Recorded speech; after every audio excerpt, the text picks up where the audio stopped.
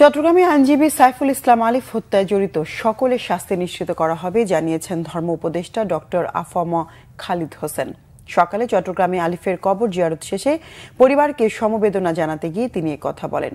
এ সময় আলিফের পরিবারকে সমবেদনা জানান প্রাথমিক ও গণশিক্ষা উপদেষ্টা অধ্যাপক ডাক্তার বিধান রঞ্জন রায় পোদ্দার। ইসকনের বহিষ্কৃত নেতা চিন্ময় কৃষ্ণ দাসের অনুসারীদের হামলায় গত মঙ্গলবার নিহত হন অ্যাডভোকেট সাইফুল ইসলাম।